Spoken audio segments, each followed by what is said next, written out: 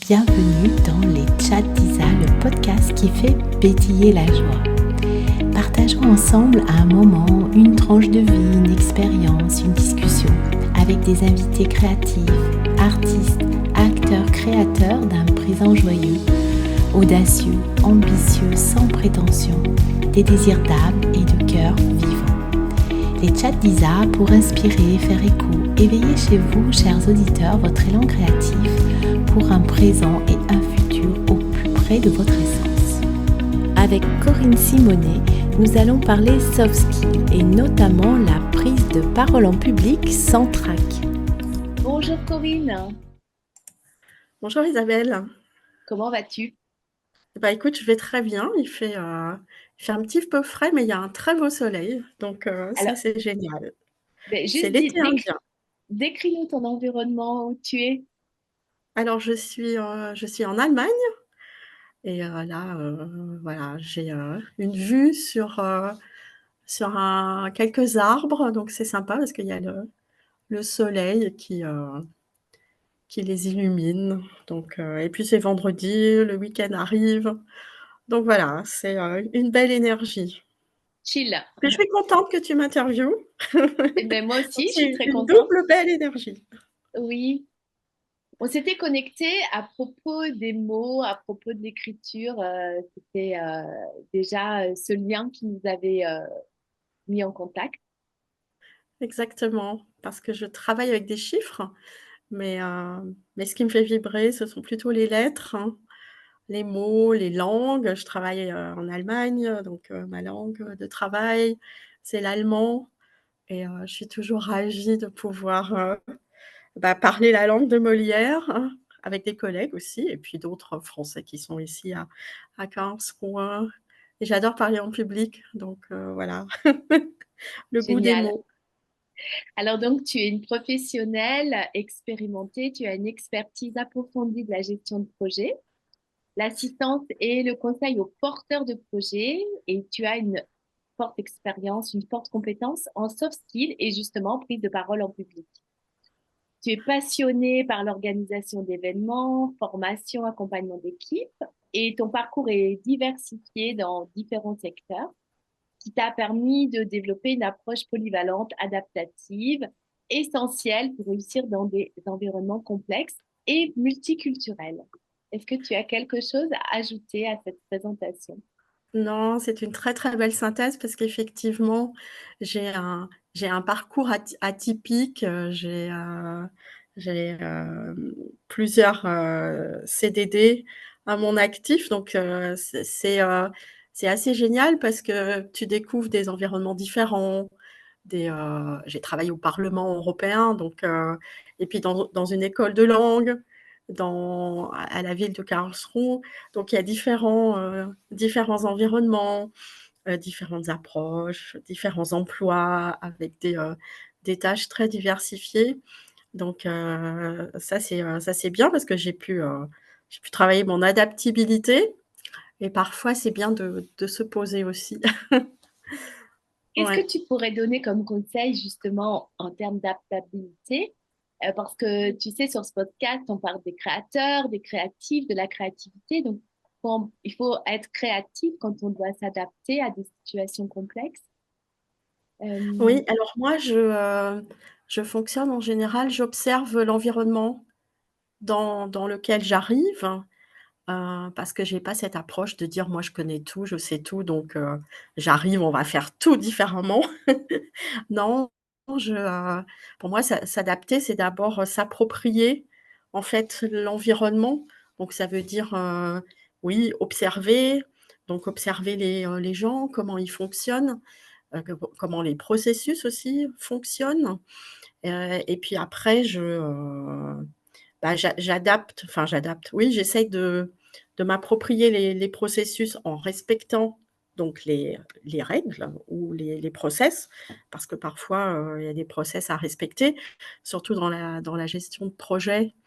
Je peux pas décider, «Oh voilà, j'accepte telle et telle, dépense», si c'est pas possible. Donc et puis j'essaye de d'améliorer l'efficacité, de faire quelque chose qui a du sens et de pas passer du temps sur des choses qui sont moins importantes. Donc voilà, c'est ça. Et puis, moi j'ai le contact assez facile, donc bon voilà, je discute avec tous les collègues et heu et en général ça se passe bien et c'est ça pour moi l'adaptabilité. C'est respecter ce qui est, apporter sa touche personnelle, utiliser ses compétences et ses forces, pour que ce soit en fait gagnant-gagnant pour tout le monde et oser aussi, bah, aller un peu en dehors des sentiers battus. J'ai un petit côté rebelle. Oui, il y a cette notion de respect, mais d'ouverture aux autres, aux nouveaux, et en même temps apporter ta touche personnelle sans être dans la confrontation, Ouais, avec cette exactement. ouverture d'esprit. Oui, c'est ouverture d'esprit, c'est authenticité aussi quelque part, parce que moi je peux pas fonctionner si je peux pas être authentique ou alors si je peux pas être authentique ou si je dois faire quelque chose qui est ouais, qui va un peu à l'encontre de mes valeurs, bah, là, oui, il y a un peu pas une forcément une confrontation, mais quand même Hmm. ouais, un combat intérieur. Et oui, toujours le combat des valeurs, Toujours, enfin le ouais, combat. exactement. Deux valeurs importantes qui sont finalement en opposition parfois et Oui, qu'on doit aménager. ouais, il faut trouver le juste équilibre et puis sur certains, parfois c'est facile de lâcher prise, de dire: «Bon, bah, OK, je fais, j'ai donné mon maximum et puis après le résultat ne m'appartient pas donc je lâche prise» et puis sur d'autres aspects, c'est plus difficile et à chaque fois que c'est plus difficile de lâcher prise, c'est là justement où il y a un dialogue intérieur, où il y a un ouais, ce petit combat intérieur qui dit: «Ah non, je suis pas alignée» et ça c'est, savoir lâcher prise, c'est aussi, ouais, une grande compétence à acquérir. Énorme compétence. Ouais. On est là aujourd'hui, Corinne, pour parler de ton ouvrage que tu as co-créé avec d'autres consoeurs, confrères sur les soft skills qui concernent la prise de parole en public. Et Oui. puis, cette conférence qui va arriver par rapport à ça, est-ce que tu peux nous en parler du coup de cette compétence dont tu viens de nous parler, qui Ah te oui, oui, tient à alors cœur? On sent avec ton enthousiasme, ton élan. oui, avec, plaisir. Alors remettons dans le livre dans un cadre, c'est dans le cadre d'une formation sur, la formateur de formatrice de soft skills, qui, c'est une formation qui a été conçue et animée par Jérôme. Ah, je le connais. Araro qui Oui, je le oui, connais. qui a écrit, lui-même, il y a une dizaine d'années maintenant, un livre sur les soft skills. Donc c'est un expert, un spécialiste en soft skills et puis il a voulu partager cette expertise. Donc moi je me suis, inscrite à cette formation justement aussi pour réfléchir sur mes soft skills, pour aider les autres à identifier leurs soft skills et à la fin de On cette va formation préciser, je te coupe Corinne, on va juste préciser oui, soft skill, euh, le terme en français, pour ceux qui ne oui. connaîtraient pas.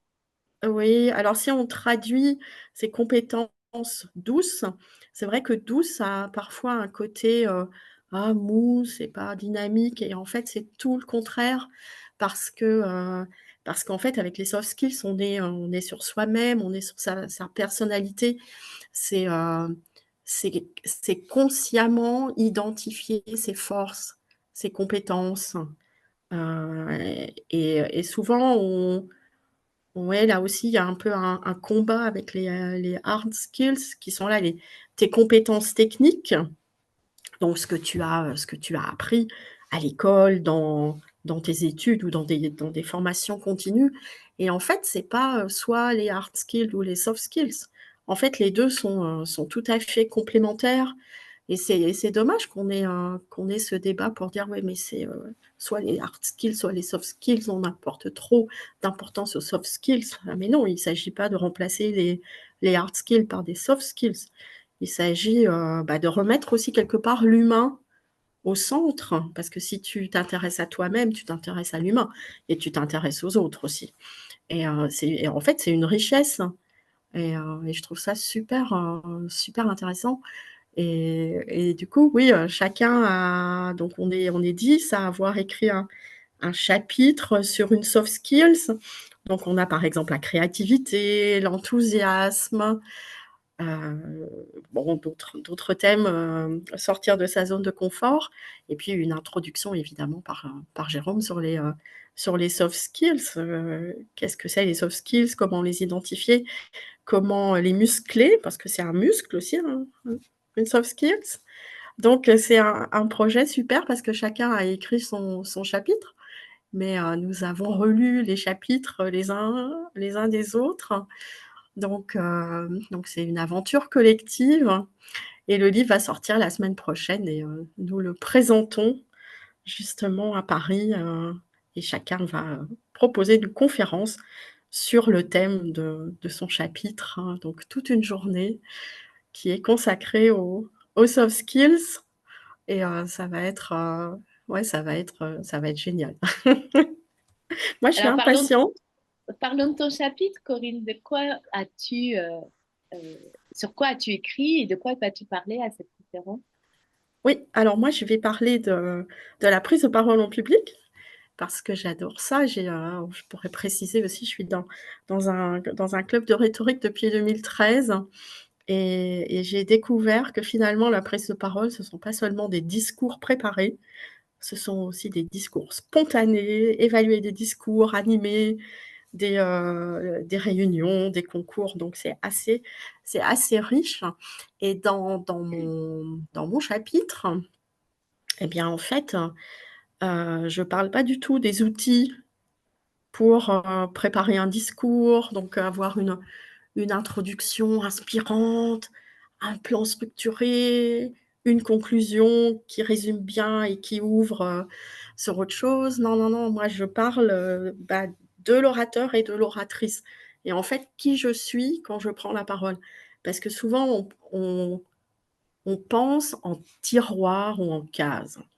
Et donc, quand je prends la parole, je suis la case prise de parole en public. Alors oui, quand je prends la parole en public, je suis peut-être différente que quand je fais mes tableaux Excel.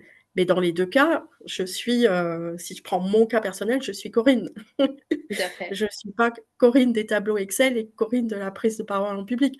Alors j'active évidemment d'autres d'autres convictions, d'autres soft skills, d'autres compétences. C'est évidemment pas la même chose, mais je suis quand même, dans les deux cas, moi, et complètement moi. Et c'est ça mon message, de dire, mais quand on est dans une prise de parole en public, en fait, on arrive avec toute sa personnalité, ça veut dire toute son expérience, et des expériences dans d'autres domaines. Si par exemple, tu as couru le marathon, c'est quelque chose quand même d'assez extraordinaire de courir le marathon, et de te dire: «Ah ouais, non, mais je dois prendre la parole, j'ai peur, je ne sais pas faire». Et si tu te dis: «Ah ouais, mais j'ai couru le marathon, je ne savais pas faire et j'avais peur, et pourtant je l'ai fait. Donc je peux aussi prendre la parole en public». Et c'est pas obligé d'être un marathon. Ça peut être une réussite, quelque chose qu'on a réussi, où on s'est dit: «Ah ouais, je pensais pas pouvoir le faire, et puis finalement je l'ai fait». Et c'est ça aussi les soft skills, c'est transférer d'une situation à une autre pour se dire: «Ah ouais, ça j'ai réussi, donc je peux réussir aussi ma prise de parole en public». Et c'est vraiment de dire: «Bon, OK, qu'est-ce qui fait que moi je peux réussir ma prise de parole en public?» On a parlé de l'authenticité tout à l'heure, ça en fait partie, parce que si tu parles d'un sujet qui te fait pas vibrer, tu vas pas pouvoir en parler. Tu vas procrastiner parce que tu as pas envie de le préparer, tu as pas envie. Par contre, si c'est une idée ouais, qui te fait vibrer, que tu as envie de partager avec les autres, tu vas foncer. Alors peut-être que ton intervention sera peut-être pas structurée, peut-être qu'il manquera, je sais pas, des exemples, des faits, des chiffres, etc. Mais ce sera tellement, il y aura tellement d'émotions et tu auras tellement fait vibrer les gens que finalement, c'est ça qui compte. C'est pas chercher non plus la perfection, parce que moi, je pense que ça n'existe pas, la perfection, d'ailleurs. Et c'est justement se dire, OK, qu'est-ce que j'ai en moi qui fait que je peux réussir ma prise de parole en public? Quel est l'environnement que je peux créer où je suis à l'aise? Par exemple, si, si tu aimes la musique, eh ben, tu peux écouter une musique avant de prendre la parole en public, par exemple. Si tu n'aimes pas la musique, bah, tu vas pas t'obliger à écouter de la musique parce qu'on t'a dit: «Ouais, c'est bien, il faut décompresser avant de prendre la parole en public, avant d'aller sur scène, donc écoute Mm. de la musique». Après la musique, si tu as envie d'écouter du jazz, bah, tu écoutes du jazz. Si tu veux écouter, du hard rock, tu écoutes du hard rock et puis si tu préfères la musique classique, et bah, si tu préfères la musique classique. C'est toi qui choisis après. Et c'est pas, moi je pense qu'il y a pas de recette universelle de dire: «Voilà, avant, faut méditer, faut faire 3 fois le tour du pâté de maison ou alors pas du tout parce que sinon on est trop excité. Faut surtout pas boire de café parce que, après on n'a plus la voix qui est claire». Non, c'est à chacun de trouver en fait dans ses expériences, dans ses compétences, dans ses connaissances, qu'est-ce que je peux activer pour ma prise de parole en public? Et ça, c'est dès la préparation de la prise de parole. Donc là, il faut être clair sur ton message. Après, c'est pendant la prise de parole en public et là, il y a de l'authenticité et puis ensuite, c'est aussi faire un bilan. Qu'est-ce qui a bien marché? Et là, il faut être aussi bienveillant, de se dire: «Ah OK, mon introduction, elle n'était pas si inspirante que ça finalement. Et bah, la prochaine fois, je ferai mieux et c'est pas grave si mon introduction, elle était pas si inspirante». Est-ce que c'est intéressant aussi, ce que j'entends, c'est tu crées ton environnement. Donc, si par exemple, ce qui te met en énergie, c'est d'aller faire du sport, tu fais du sport, c'est de la musique, tu écoutes de la musique. Donc, crée son environnement. J'imagine porter des habits dans lesquels on est confortable et dans lesquels on se sent vraiment soi, hein, pas se griller ou se déguiser en preneur de parole, en conférencier, être soi-même, être enthousiaste, connaître son sujet, être motivé par le sujet. Et est-ce que donner des exemples personnels, un exemple personnel qui va connecter avec son public, va aussi être important? Oui, bien sûr, parler de soi. Bah, alors moi, je parle, parce que j'ai eu, une expérience qui est, mon expérience référence dans la prise de parole en public, mais aussi en général dans mon parcours professionnel. C'est, cette intervention au Parlement européen. Mm. C'était génial parce que heu,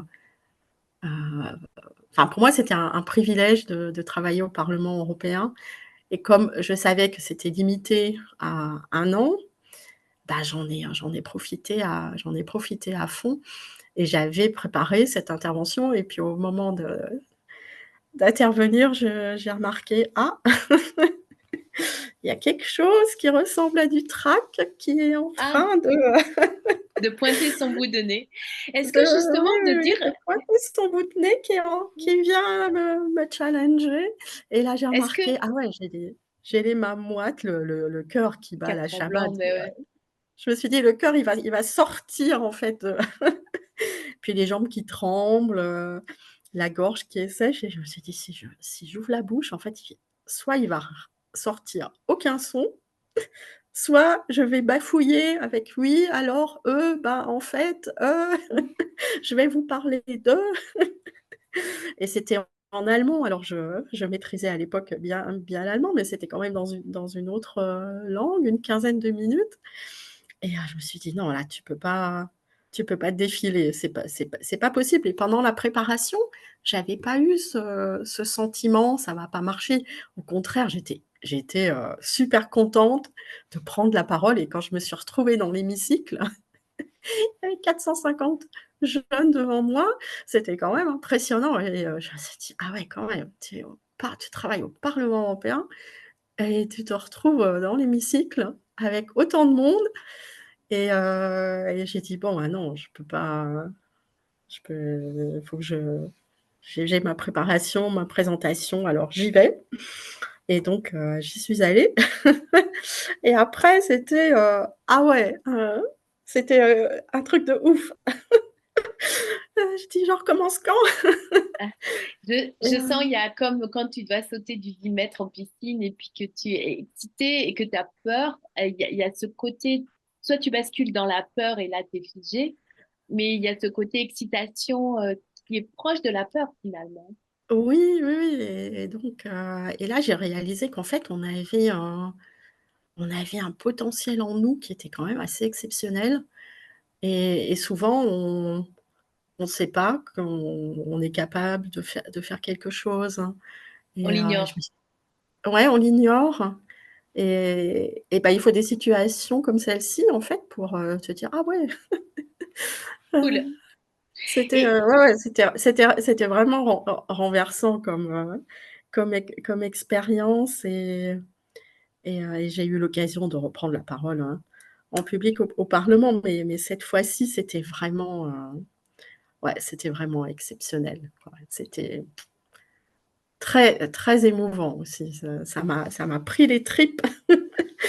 Ah oui, c'était est-ce vraiment chouette. est-ce qu'on a le droit, enfin le droit, de dire, mais j'ai vraiment peur, j'ai le trac d'être devant vous, mais je suis tellement enthousiaste de vous partager mon message, d'être du coup dans cette partie un peu vulnérable. Alors bien sûr, au Parlement européen, j'imagine que c'est peut-être pas le lieu, mais quand on est dans ses premières prises de parole et se montrer justement dans ça, c'est OK aussi.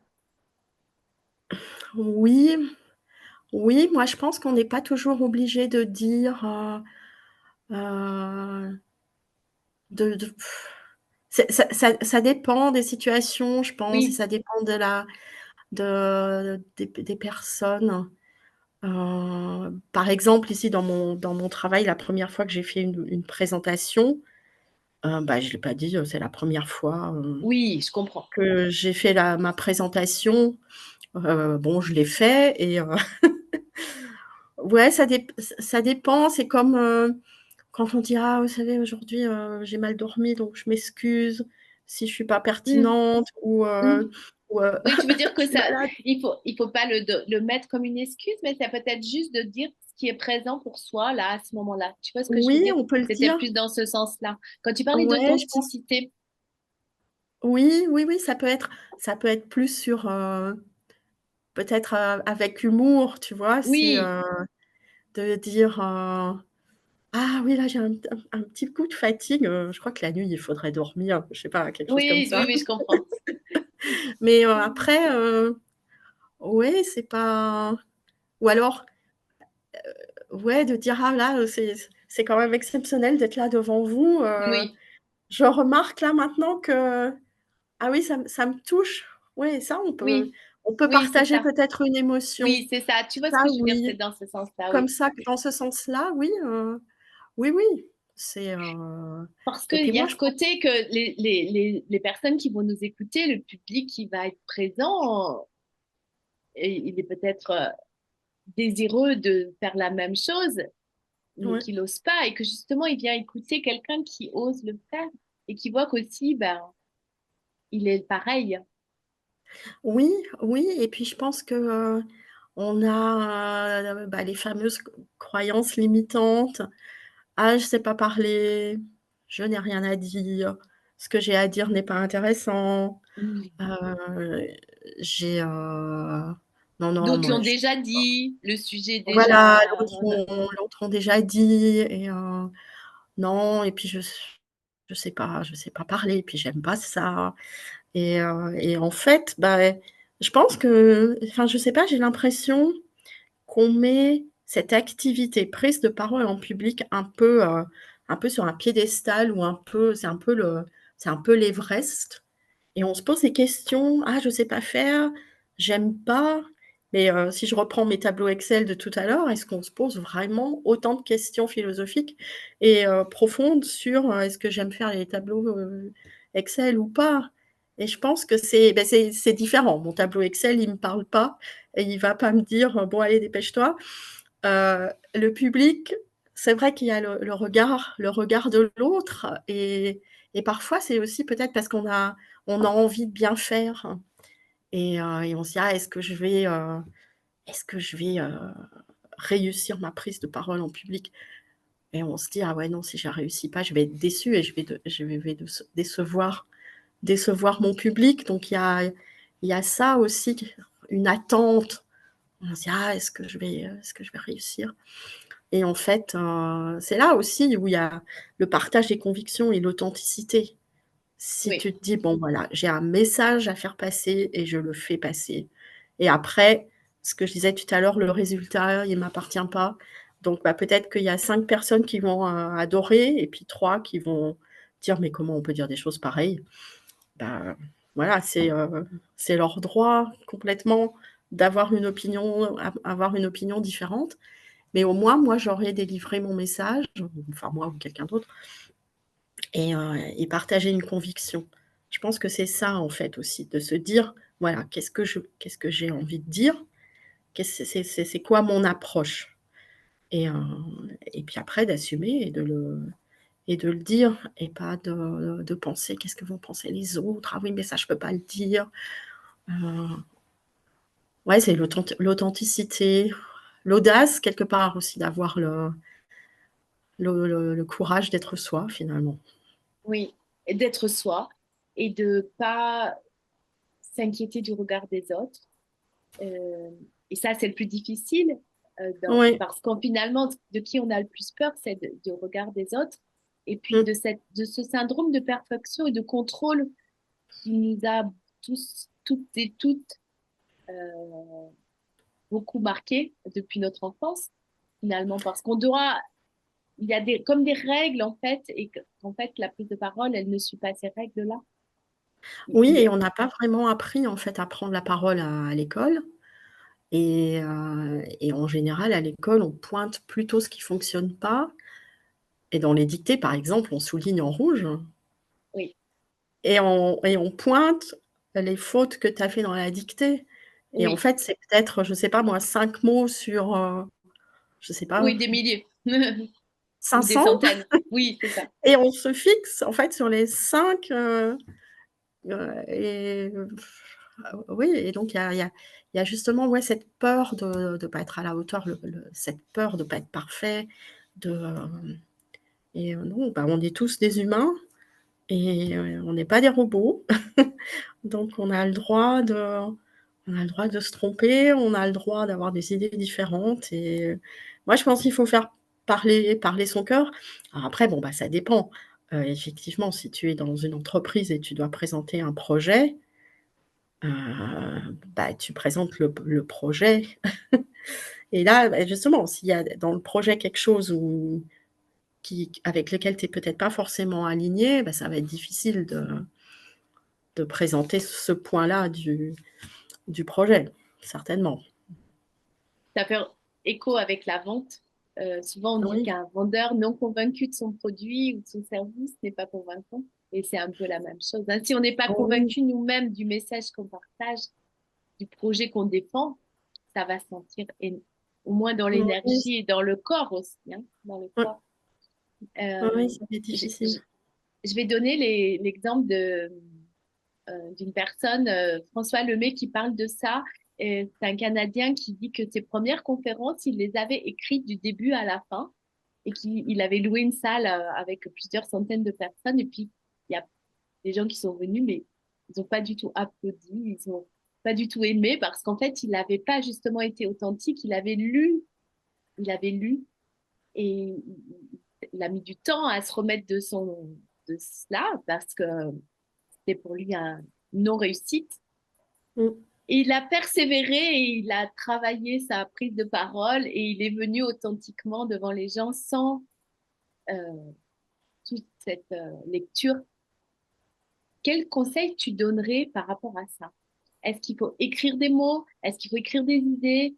Est-ce qu'il faut être comme ça en, comment dirais-je, en libre et se laisser Mmh. traverser par les mots? Oui, alors chacun fonctionne différemment. Par exemple, moi, je peux pas écrire un discours parce que sinon, j'ai l'impression de l'apprendre par cœur et je remarque que mon inconscient cherche les mots que j'avais écrits. Donc Comme une pour moi, ça marche récitation pas. que tu ferais. Pour d'autres personnes, ça marche parce que ça les sécurise, parce qu'elles savent en fait ce qu'elles vont dire et hem et au début, ça peut être une idée d'écrire, peut-être pas d'apprendre par cœur, ça dépend du contexte. Si tu peux justement, lire tes notes sans que ça se voit vraiment, Mm. ça peut être intéressant d'avoir des mots-clés. Par contre, ce qui peut être, intéressant, c'est justement de dire: «Bon OK, de quoi je veux parler?» et puis de noter ce qui te vient à l'esprit. Donc tu écris pas le discours, tu notes Mm. toutes Les points clés. toutes tes idées. Donc ça peut être, tes idées, ça peut être tes expériences personnelles, ça peut être une citation ou un livre, un film, une musique, enfin tout ce qui te vient à l'esprit. Donc tu as déjà noté quelque chose et écrire, c'est pas mal. Prendre des notes, c'est bien parce que le cerveau, il s'en rappelle. Donc si, par exemple, tu oublies quelque chose dans ton discours, tu vas pouvoir te raccrocher parce que tu avais écrit tes notes et après, il faut regarder, OK, qu'est-ce que tu veux vraiment garder pour ton discours et comment tu structures? Alors moi, j'utilise beaucoup le mind mapping. Mm. Donc tu prends une feuille blanche en mode, paysage et puis je mets au centre le thème et en général, j'ai 3 idées principales et donc je fais 3 branches. Alors je triche un peu avec les règles du mind mapping parce que je mets pas un mot, mais une petite phrase Petite qui phrase. résume chacune des parties et puis ensuite je prends pour chacune des parties, une autre feuille, en général A4 et puis là, je me dis: «OK, dans cette partie, c'est quoi dans mes idées que j'ai notées, qu'est-ce que je veux, mettre?» et là, je fais, pareil, des branches et ensuite, quand j'ai tout, je me dis: «OK, est-ce que c'est, ce que je veux dire? Ça marche?» et là, je m'entraîne une première fois et puis je vois: «Ah OK, j'avais 7 minutes 30. Dans mes clubs Toastmasters, en général, tu as 7 minutes 30 et puis tu dis: «Ah, j'étais à 12 minutes. OK». Trop Donc il faut long. réfléchir. J'ai trop d'idées ou alors peut-être qu'il y a 2 idées que j'ai expliquées 3 fois de façon Mm. différente ou peut-être que certaines phrases, j'ai un peu tourné autour du pot sans aller à l'essentiel. Donc je me dis: «OK, où est-ce que je peux couper? Qu'est-ce que je peux enlever? Qu'est-ce que je peux exprimer différemment?» et je me rentraîne une deuxième fois et puis si je suis dans mes 7 minutes, je garde et puis mais je fais ça en plusieurs étapes. Après je me dis: «Ah bah tiens, j'ai une autre idée», donc je m'enregistre, j'enregistre en fait que la voix, pas sous forme vidéo et puis après, je fais mon discours comme ça. Mais le mind mapping, c'est bien parce que ça permet justement de structurer et ça peut être, ça apprend aussi, enfin, je pense qu'il faut apprendre aussi à parler librement.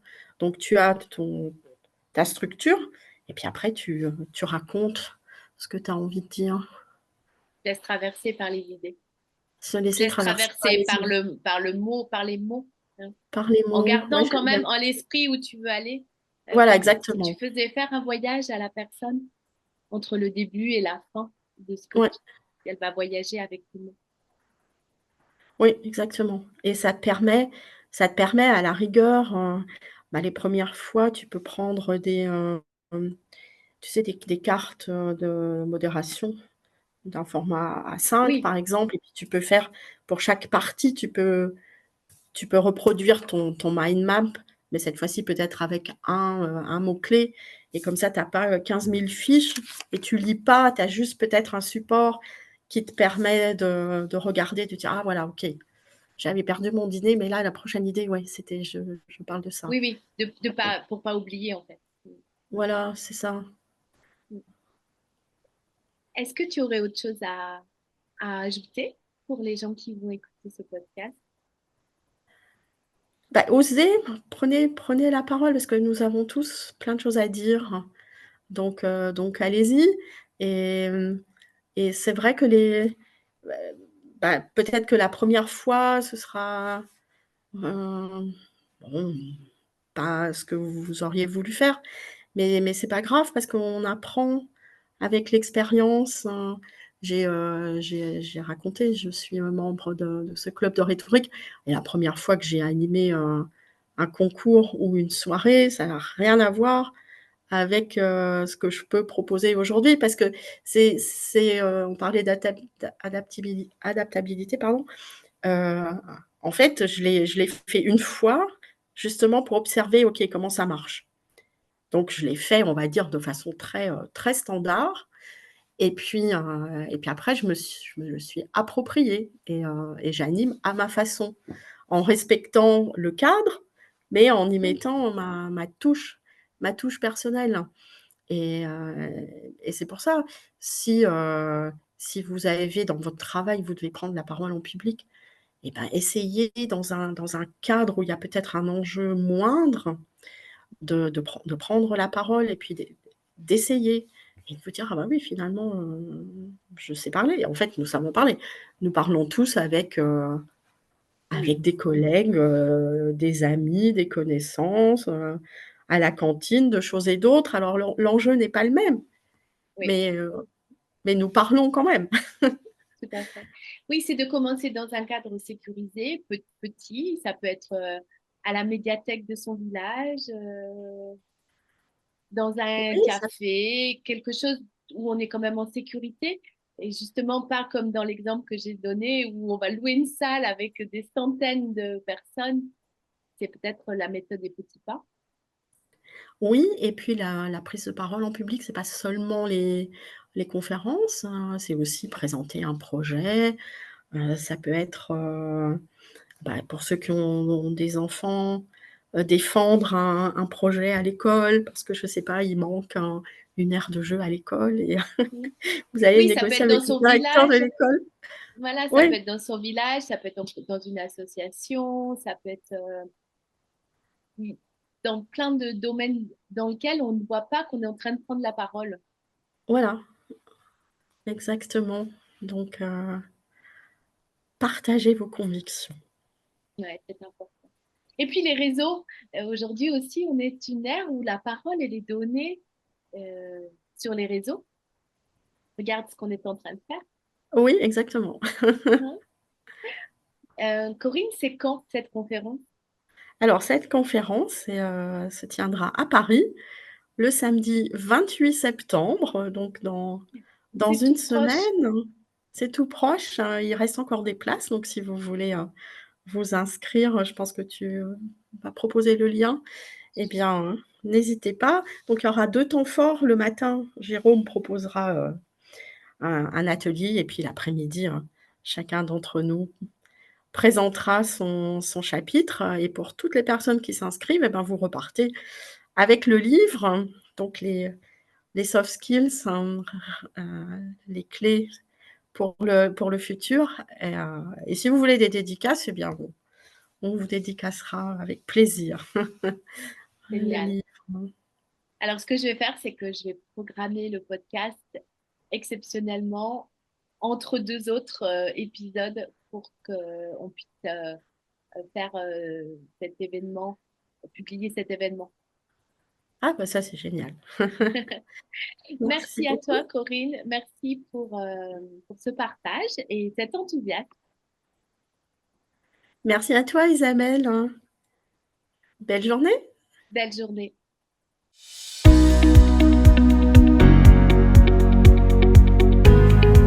J'espère que cet épisode vous a plu. Retrouvez toutes mes actualités sur www.coach-isabelleleroy.fr.